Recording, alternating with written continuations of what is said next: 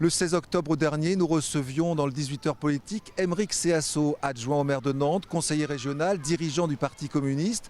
À l'approche des départementales, nous évoquions les possibilités d'union avec le PS, mais aussi la lutte contre l'abstention.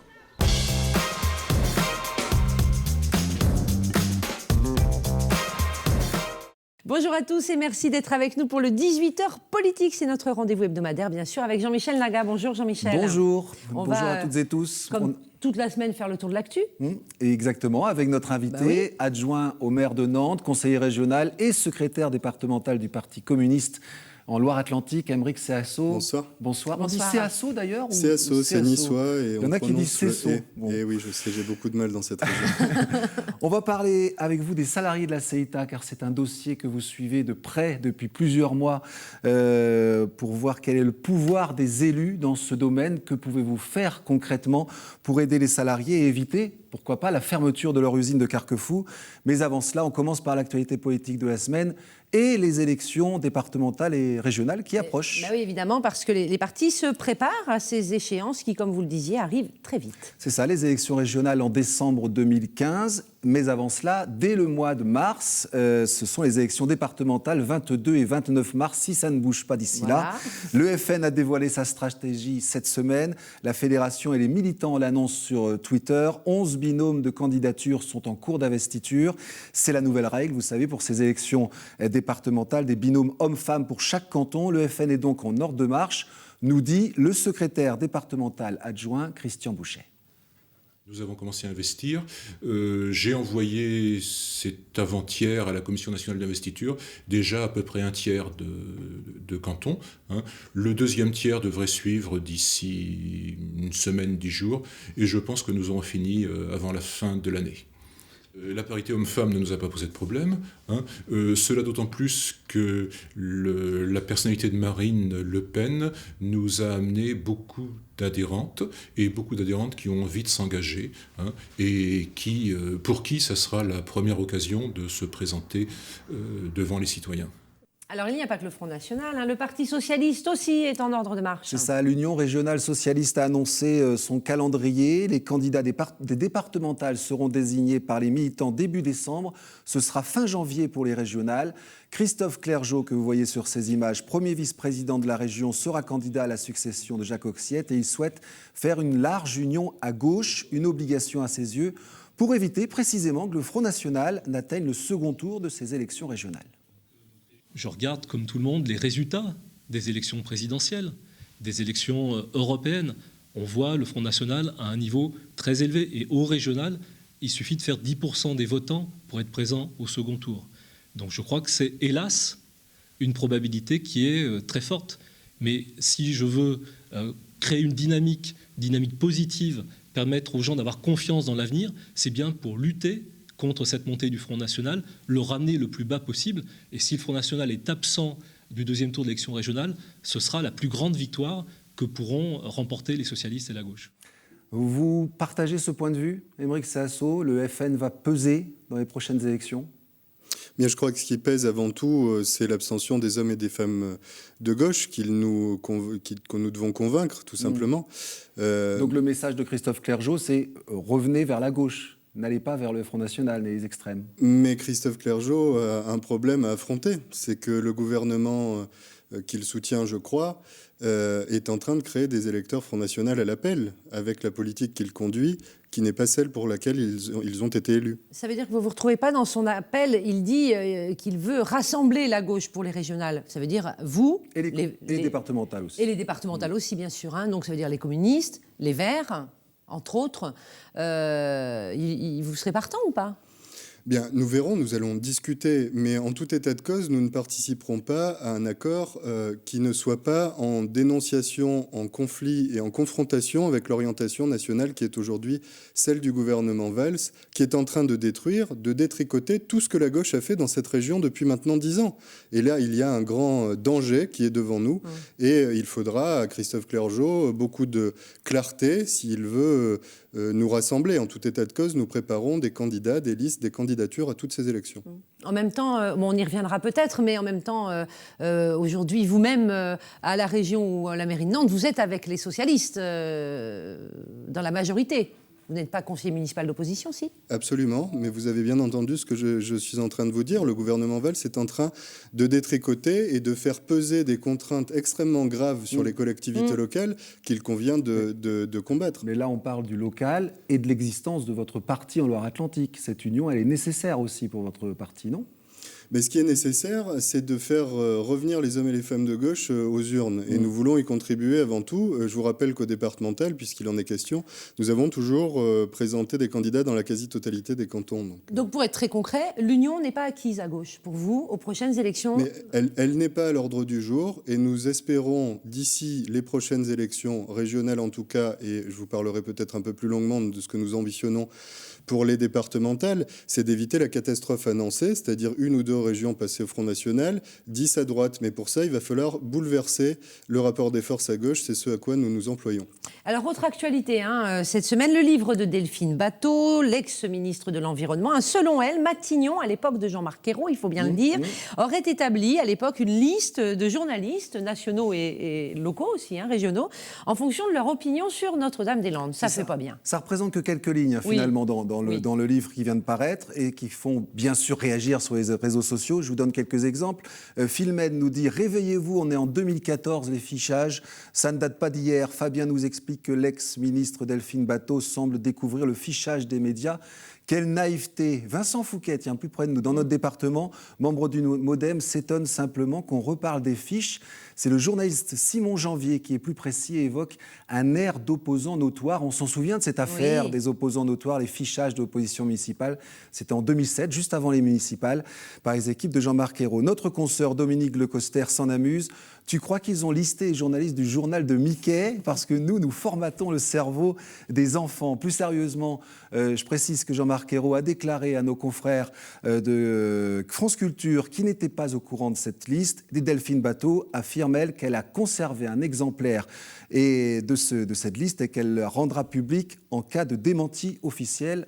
Affaire à suivre. Allez, encore une actu sur les réseaux sociaux, les échanges de tweets lors du dernier conseil municipal à la ville de Nantes. Exactement, le conseil municipal qui débattait du droit de vote des étrangers aux élections locales jusqu'à ce que l'UMP Xavier Fournier écrive ce commentaire sur son compte Twitter. Johanna Roland se prononce pour le droit de vote des étrangers, c'est le choix du communautarisme. Interruption de séance, la maire Johanna Roland lui demande de retirer son commentaire. Il refuse, invoque sa liberté de parole, réaction scandalisée de la majorité.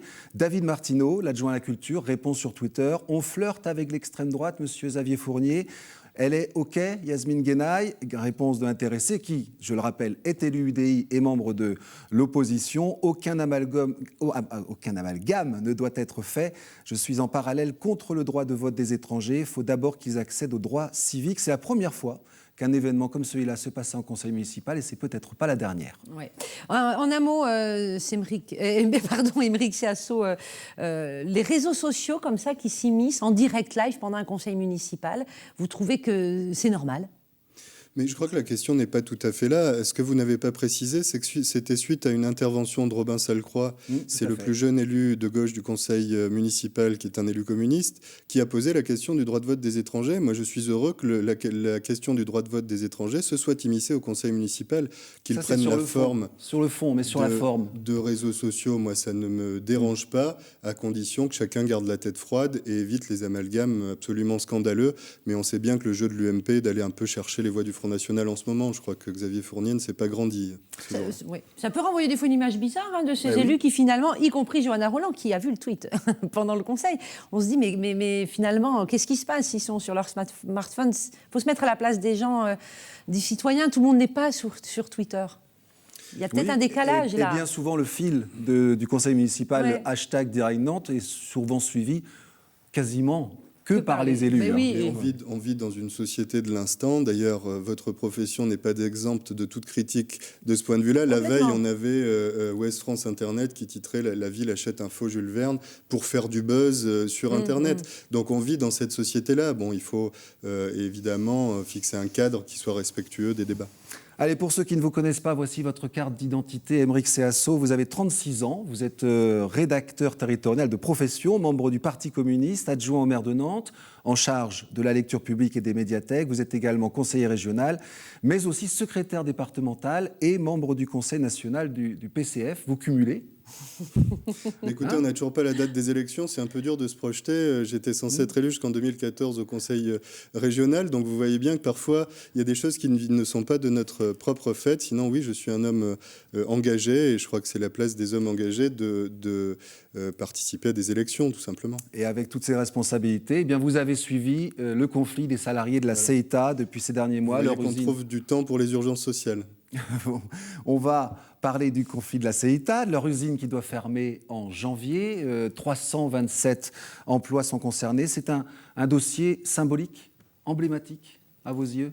Mais je ne sais pas si il doit être qualifié de symbolique ou emblématique. C'est une situation qui est très grave. Je suis à leur côté depuis le début de la lutte. J'ai manifesté à leur côté à peu près à chaque fois qu'ils sont sortis dans la rue. C'était ma place. Y compris à Paris. C'était ma place d'élu communiste.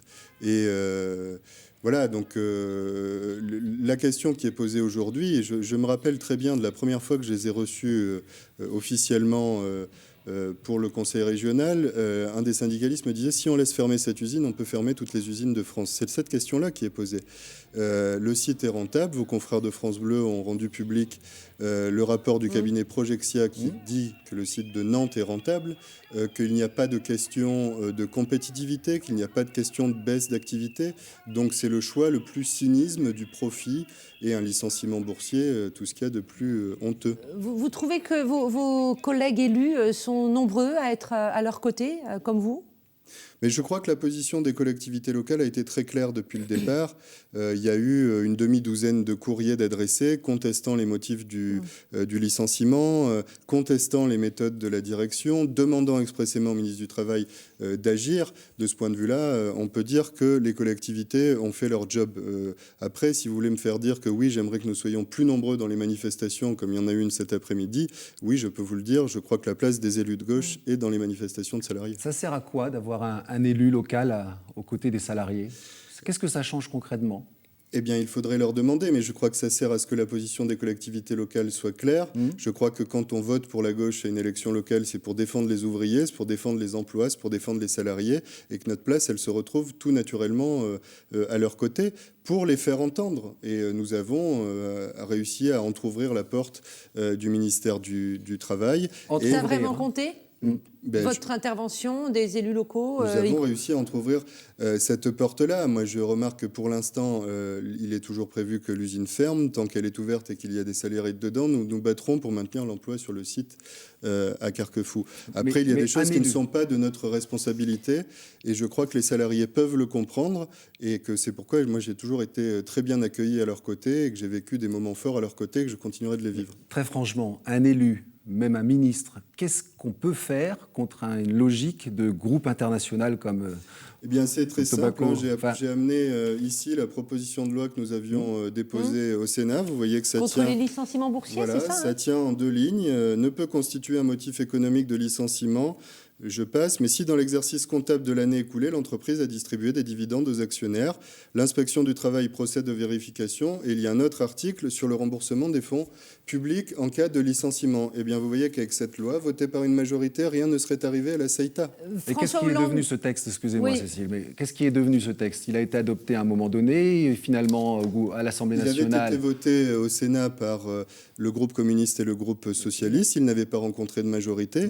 Moi, je vais m'adresser maintenant aux parlementaires de mon département, continuer le travail avec nos groupes parlementaires du Front de gauche dans les hémicycles pour que ce texte soit remis à l'ordre du jour, pour dire avec les CEITA, plus jamais ça. On ne peut pas laisser les entreprises de ce pays fermées. Vous êtes en colère, si on se rappelle François Hollande pendant la campagne des présidentielles qui annonçait qu'il allait partir en guerre contre la finance et il avait parlé des licenciements boursiers. Puis là, on voit bien que ce n'est pas du tout au programme du gouvernement que d'aller dans le sens d'une proposition de loi comme celle-ci. Mais bien entendu, l'heure est très grave aujourd'hui et nous avons affaire à un gouvernement de faussaires qui ne conduit pas la politique pour laquelle il a été élu et qui gouverne contre son camp.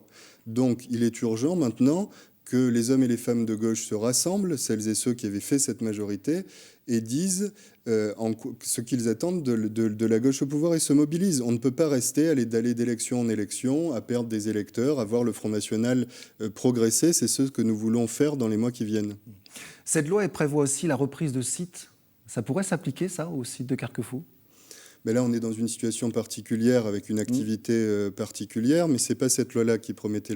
C'est la loi dite Florange, qui est très minimaliste, qui oblige à chercher un petit peu un repreneur au cas où. Voilà, je crois que l'Imperial Tobacco n'aura pas de mal à se plier à ces exigences très faibles, et nous allons continuer le combat avec les salariés pour interdire les licenciements boursiers. Et puis, il y a de l'aide publique quand même.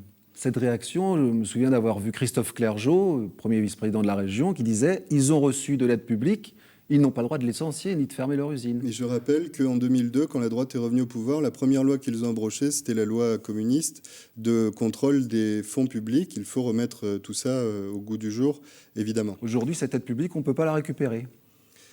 Eh bien, il faudrait qu'on puisse la récupérer, voilà. Demander à Imperial Tobacco de rembourser. Je crois que c'est surtout et ça, c'est pas possible aujourd'hui. Le crédit d'impôt qu'ils ont remboursé.